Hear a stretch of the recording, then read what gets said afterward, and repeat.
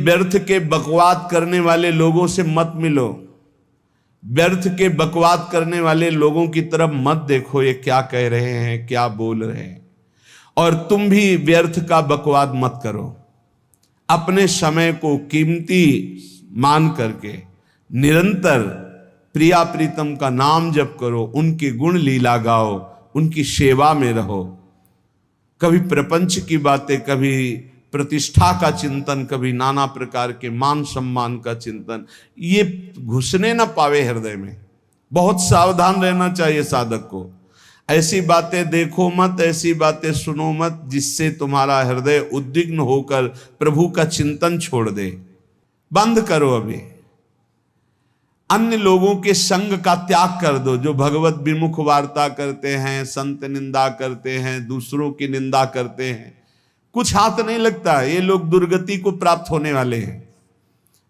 भक्तन निंदा अति बुरी भूल करे जिन कोय, किए सुकृत बहु जन्म के छिन में दारे खोए। पर निंदा के किए ते नहीं आवत नहीं कछुआत, मूर्ख पर्वत पाप को ले चल अपने साथ। तो अलम कश्यापि संगत्या, ऐसा संग मत करो जिनके पास बैठने से भक्त निंदा, जन निंदा, भगवत निंदा हो। ऐसे से दूर रहो। अलम बंद कर दो ऐसे लोगों का संग। रात दिन हम श्यामा श्याम का नाम जप करेंगे, श्यामा श्याम के लीला गुण गाएंगे, श्यामा श्याम के ही धाम का शोभा का चिंतन करेंगे। जब तुम अपना जीवन श्यामा श्याम के चरणों में न्यौछावर कर दोगे तो पूरा भार श्यामा श्याम ले लेंगे और तुम्हारे हृदय में मस्ती आ जाएगी।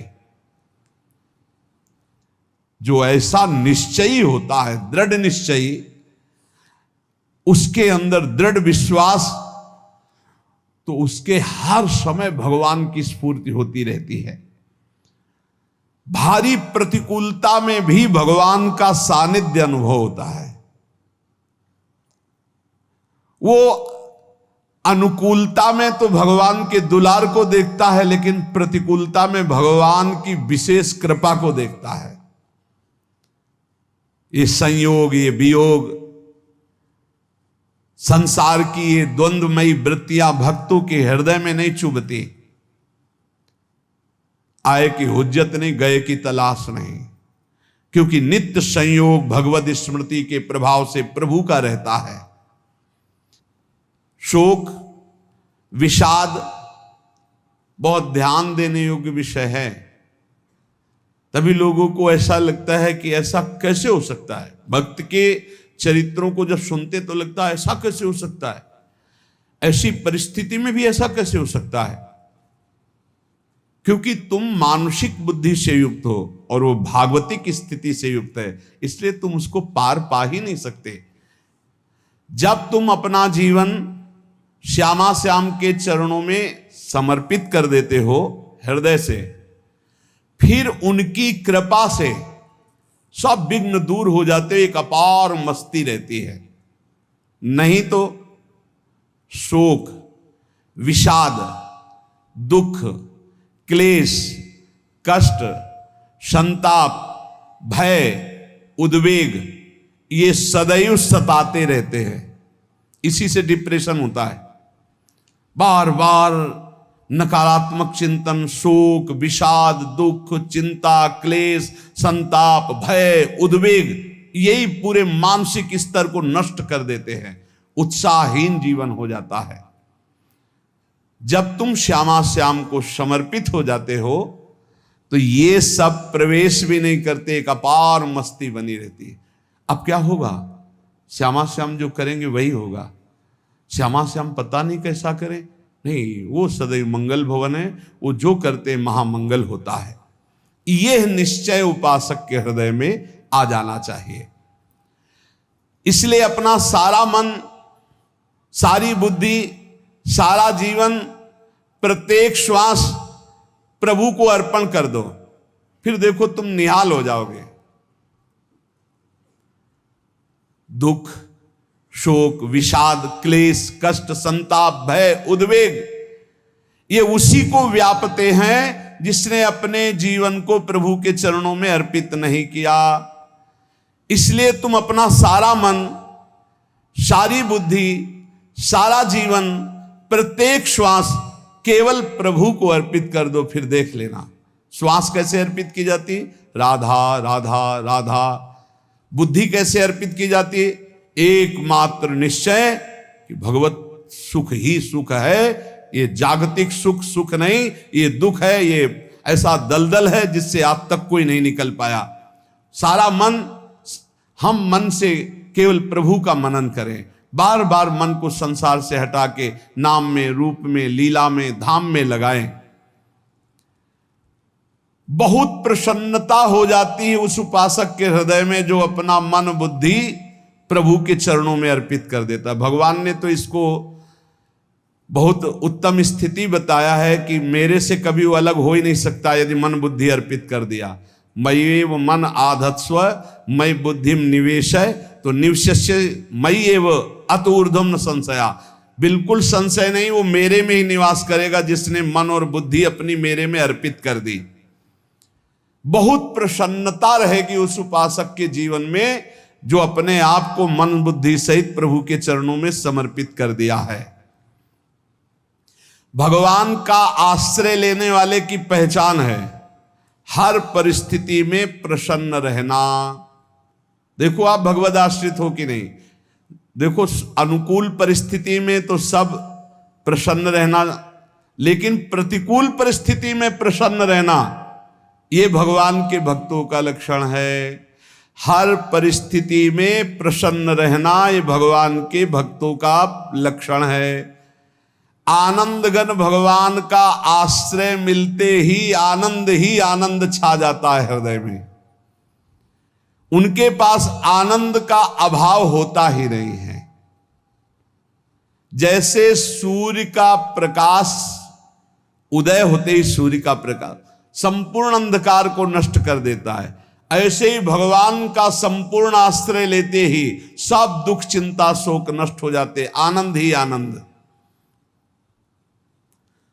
तुम भगवान के मंगलमय रूप को नहीं जानते हो, पर उनके मंगलमय भाव को, विधान को मानना शुरू कर दो। जो भी होता है मंगलमय होता है। हमने जीवन में देखा है, अगर इधर कोई बहुत बड़ा सुख दिया तो देर नहीं लगेगी, 24 घंटे नहीं व्यतीत होंगे और ऐसे दुख दे देंगे, जिससे दोनों का समान भाव रख करके ना दुख में तुम भूलो प्रभु को, ना सुख में फूलो, सीधे भगवत मार्ग में चल। पूरे जीवन की बात देखा है। भगवान के मंगल विधान में सदा सर्वदा सुख ही सुख है, इस बात को मान के प्रसन्न हो जाओ।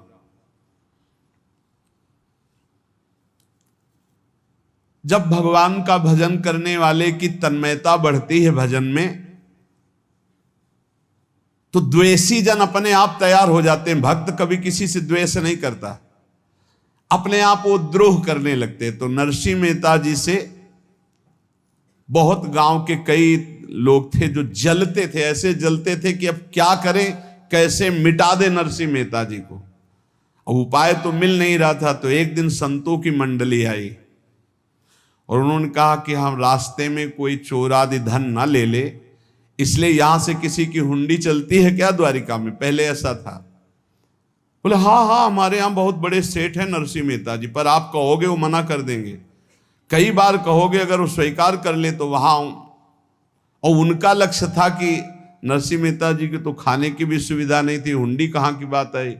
उनका था कि जब वो ना कहेंगे तो संतजन नाराज हो जाएंगे, अगर हाँ कह दिया तो वहां हुंडी चुकेगी नहीं, तो संतजन अपने आप इनको शाप दे देंगे, अपराध बन जाएगा, ये नष्ट हो जाएंगे। संतों को भेजा नरसिंह मेहता जी ने, सबकी दंडवत की, चरण पखाड़े। तो उनका ये इतना रुपया है, द्वारिका में साधु सेवा हम करेंगे, वहां तुम्हारी हुंडी चलती है तो आप अरे उनका आप कहाँ भूल रहे हो, यहाँ खाने की भी व्यवस्था। बोले हमें सब पहले से बता दिया गया कि आप मना करोगे, बार बार मना मत करो, हमें पता है। तो उन्होंने ठाकुर जी की तरफ देखा, बोले क्या लीला है प्रभु, संतों से हम क्या कहें, ये ले रुपए। उस समय स्वर्ण की मोहरें चलती थी, बेच के बाजार से खूब उन संतों को पवाया, उन्हीं संतों की सेवा की। और उनका अपने सेठ का नाम तो बताओ जहां हमें जाके हुंडी मिलेगी। सेठ, सावल सा सेठ।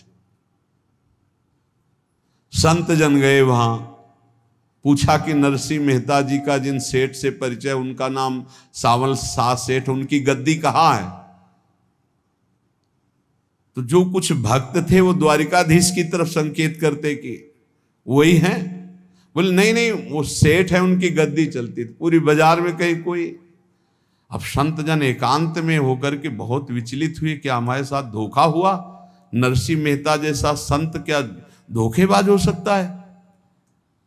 देखो, संशय तो बहुत विचित्र होता है, बड़े बड़ों को संशय हो जाता है। जब भगवती सती जी को संशय हो गया, राम जी को हे खग हे मृग हे मधुकर श्रेणी ऐसा पूछते हुए कि सच्चिदानंद कैसे हो सकते, तो किसी को हो सकता है, क्योंकि वो बुद्धि की अधिष्ठात्री देवी है। जो ही उनके मन में ऐसा आया कि क्या हमारे साथ धोखा हो रहा है, इतने में ही देखा जय हो सावल सा सेठ की। वो कहा सावल सा सेठ, तो देखा बढ़िया मुनीम जी उनके साथ, तो सेठ बस्ता लिए हुए मुनीम जी, सरकार इधर से चलो। तो उनका सावल सा सेठ आपका नाम है? संतों ने कहा। बोले हाँ। बोले नरसिंह जी? हाँ। बोले आपकी हुंडी आ गई है। हुंडी एक कागज में लिखा कि ये हमारे सेठ जी को दे देना। वैसे लोग मुझे माखन चोर कहते, कोई कुछ कहता, लेकिन आपने सेठ बना दिया। जब आपने सेठ बना ही दिया तो आप कभी परवाह मत करना तुम। और ये सेवक आपकी सेवा में सदैव तत्पर है, भगवान ने ऐसा लिखा। जो भगवद आश्रित है, एक बार ये चलता रहता है, जो संत जन होते हैं उनके विरोधी अपने आप बन जाते हैं, किसी से कोई मतलब नहीं, अपने आप विरोधी बन जाते हैं। कबीरदास जी का पूरी काशी में यश था। भजन करने वाले महापुरुषों का यश बढ़ता है जब, तो जो भजनहीन होते हैं उनके हृदय में जलन पैदा हो जाती है और वो उनको विविध प्रकार से फंसाना चाहते हैं, उनको कष्ट देना चाहते हैं। तो कबीरदास जी के यश को धूमिल करने के लिए कुछ ब्राह्मणों ने एक रचना रची, मुड़ मुड़ा के कबीरदास जी के शिष्य बन करके पूरी काशी के सब आश्रमों में निमंत्रण दे आए। कल भंडारा है, संत सेवा है, सबने स्वीकार किया। कबीरदास जी अपनी दिनचर्या करके निकले तो संत मंडली आने लगी। बोले कै बजे सेवा है? साधु सेवा। बोले कौन सी साधु सेवा? बोले कल आपके शिष्यजन निमंत्रण दे के आए, पूरी काशी के सब संत आ रहे हैं। कबीरदास जी ने कहा यहाँ तो एक की भी व्यवस्था नहीं, पूरी काशी के संत आ रहे हैं। अच्छा, समझ में आ रहा है, लीला बिहारी तुम लीला करना चाहते हो। गए अपना निकल गए गंगा किनारे, एक झाऊ के नीचे बैठकर अपना भजन ध्यान में मगन है। 11-12 बजे तो उन्होंने देखा संतों की मंडली, काशी तो बहुत। कबीरदास जी ने देखा कि आश्रम की, तो बोले पता नहीं क्या होगा, चलो चलते हैं। तो ऐसे गमछा वस्त्र करके ऐसे डालकर मुंह ढक करके, वहां बड़ी बड़ी पंगत लगी थी। कबीरदास जी सबको पाओ जी पाओ। कबीरदास जी के रूप में स्वयं भगवान पाओ जी।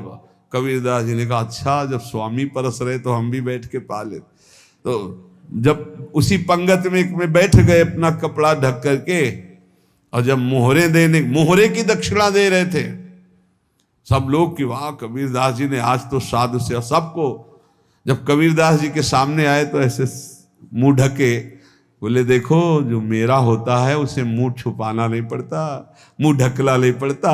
लो दक्षिणा, तुम भी दक्षिणा लो। कबीरदास जी को कबीरदास जी दक्षिणा दे रहे, और वो कबीरदास जी है भगवान, और ये पाले वाले कबीरदास जी है भगवान के जन।